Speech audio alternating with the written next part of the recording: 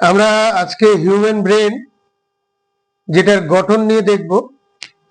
সব থেকে জটিল তোমাদের শরীরের একটা অঙ্গ, এটা হচ্ছে হিউম্যান ব্রেন। দেখতে পাচ্ছ, যার গোটাটার ওজন হচ্ছে 1.5 কেজি, মানে 1.3 কেজি।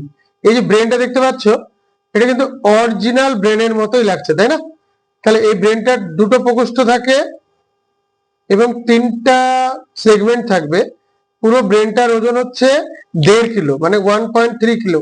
তোমার দেহ সব থেকে জটিল অঙ্গ। দেখো, এটা হচ্ছে ব্রেনের একটা পার্ট, এবং আমি আগে বলেছিলাম যে দুটো খণ্ডের মধ্যে এতটা জটিল একটা অর্গান, সব জটিল জটিল ব্যাপার। এই আরেকটা খণ্ড, এই দুটো খণ্ড আমাদের ব্রেনের মাঝ। এই যে দেখো ব্রেনটা, এই দুটো ব্রেন, একটা হচ্ছে হাইপোথ্যালামাস, মধ্য মস্তিষ্ক, আর একটা লঘু মস্তিষ্ক।